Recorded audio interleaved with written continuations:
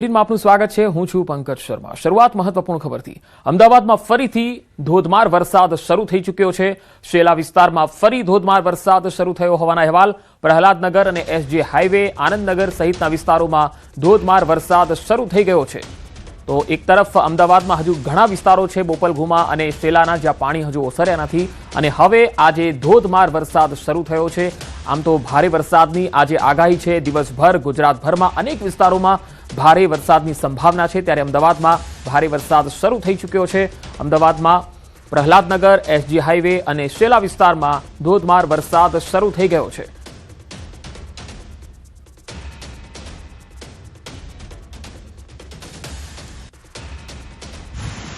અમદાવાદ શહેરમાં જે પાણી ભરાયેલા હતા તે પાણીનો નિકાલ થયો અને લોકોએ રાહતનો શ્વાસ લીધો હતો। પરંતુ અત્યારે અમદાવાદ શહેરમાં ફરી એક વખત વરસાદી માહોલ છે તે જોવા મળી રહ્યો છે।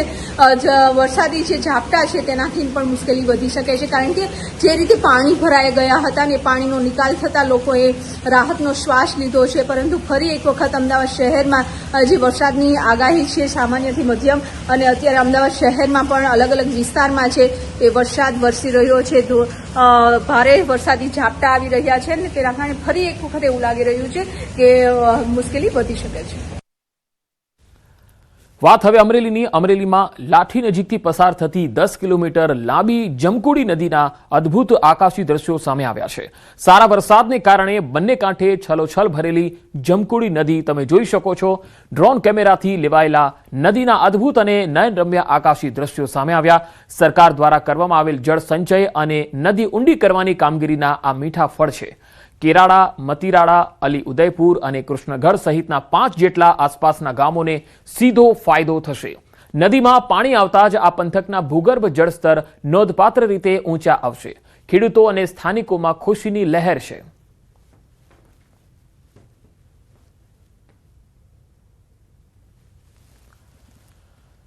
તો ઉમરગામથી તસવીરો આવી રહી છે। પૂરના પાણી ઉતર્યા બાદ તારાજીના ભયાનક દ્રશ્યો સામે આવ્યા છે। ઉમરગામના ટેમ્ભી ગામમાં પૂરના પાણી વચ્ચે સ્થાનિકોએ દિલ ધડક રેસ્ક્યુ કર્યું।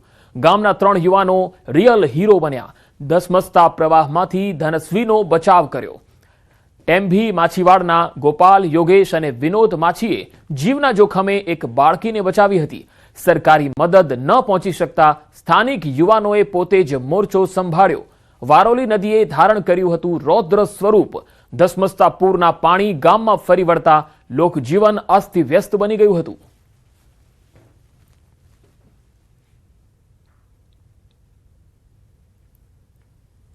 હવે વાત અરવલ્લીની। અરવલ્લીના ભિલોડામાં રાત્રિ દરમિયાન ધોધમાર વરસાદ થયો। ભિલોડામાં વહેલી પરોઢે 2 કલાકમાં જ 2 ઇંચ વરસાદ ખાબક્યો। ભારે પવન અને કડાકા ભડાકા સાથે વરસાદ શરૂ થયો હતો। ભારે વરસાદના કારણે ભિલોડાની ઇન્દ્રાશી નદીમાં નવા નીર આવ્યા। શામળાજી પંથકમાં પણ રાત્રિ દરમિયાન 2 ઇંચ વરસાદ નોંધાયો હતો। જિલ્લાના અન્ય તાલુકામાં 1 ઇંચની આસપાસ વરસાદ પડ્યો છે।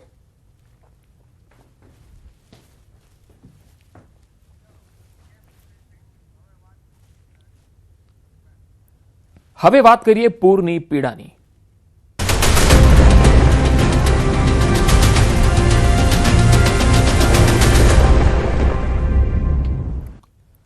અમદાવાદના બોપલની સોસાયટીમાં 3 દિવસે પણ પાણી હજુ પણ ઓસર્યા નથી। ભગવતી કૃપામાં રહેતા લોકોના ઘરોમાં હજુ પાણી જ પાણી છે।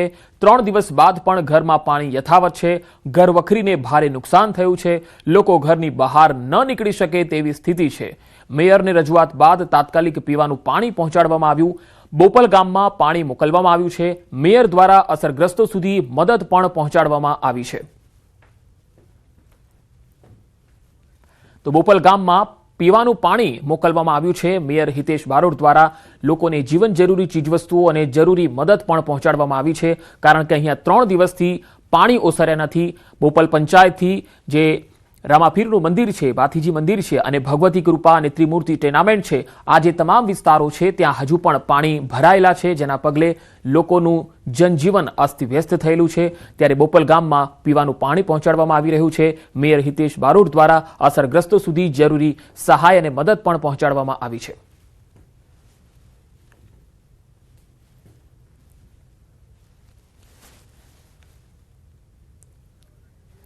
તો અમદાવાદમાં ભારે વરસાદને પગલે અનેક વિસ્તારોમાં જળબંબાકારની સ્થિતિ સર્જાઈ. ખાસ કરીને અમદાવાદના બોપલ, ઘુમા, શીલજ અને હેબતપુરા વિસ્તારમાં પાણી ભરાઈ ગયા.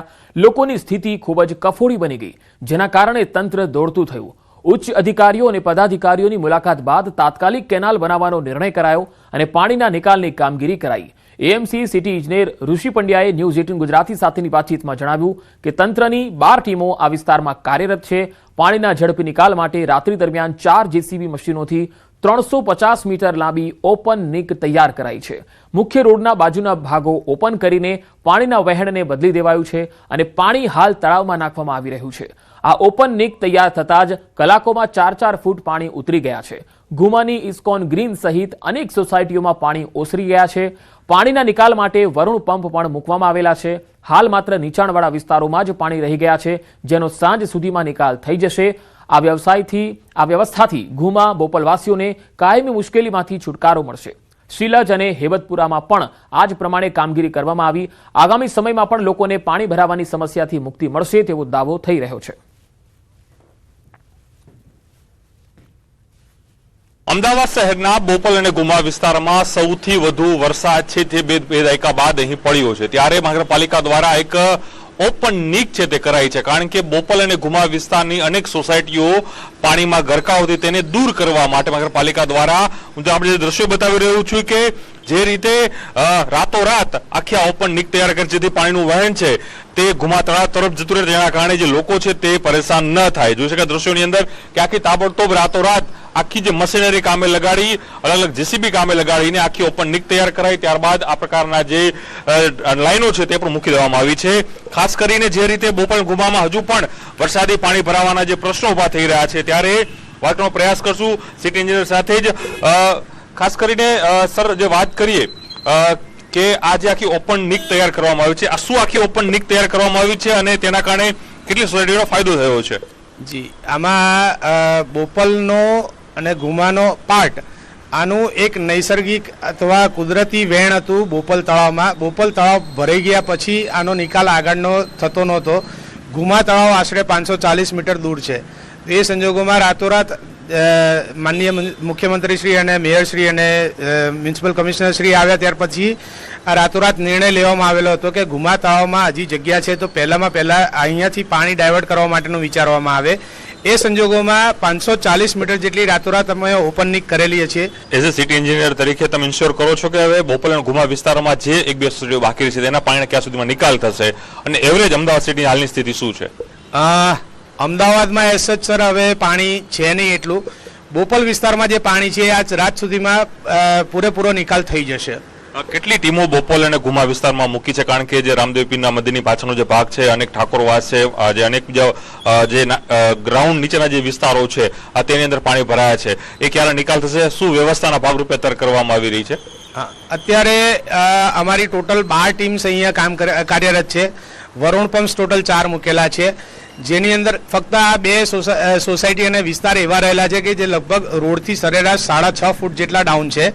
એનો નિકાલની વ્યવસ્થા વરુણ પંપ દ્વારા ચાલી રહી છે, જેના કારણે આજ સાંજ સુધીમાં એટલે મહત્તમ રાતના 9-1 વાગ્યા સુધીમાં આ વિસ્તારમાંથી પાણી સંપૂર્ણપણે ખાલી થઈ જશે. 12 થી વધુ ટીમો હાલ અહીં બોપલ અને ગુમા વિસ્તારમાં મૂકવામાં આવી છે અને જે પણ નીચાણવાળા વિસ્તારો જે પાણી અત્યારે ભરાયા છે તેને મોડી રાત સુધીમાં તેનો સંપૂર્ણ રીતે નિકાલ થશે અને સાથે જ પરમેનન્ટ પણ વ્યવસ્થા થાય તે પ્રકારનું પણ આયોજન છે મહાનગરપાલિકા દ્વારા અહીં કરવામાં આવ્યું છે. પ્રણવ પટેલનો અહેવાલ, ન્યૂઝ 18 અમદાવાદ. તો અમદાવાદ ગ્રામ્ય કલેક્ટરે સ્થિતિની સમીક્ષા કરી. અમદાવાદ ગ્રામ્યના 3 તાલુકાને વધુ અસર છે. ધોળકા તાલુકામાં સૌથી વધુ અસર. પાણી ભરાવાની સમસ્યાના કાયમી ઉકેલ માટે કામગીરી થઈ રહી છે. રસ્તાઓ પર પાણી ન ભરાય તે માટે પણ કામગીરીની સમીક્ષા કરવામાં આવી રહી છે.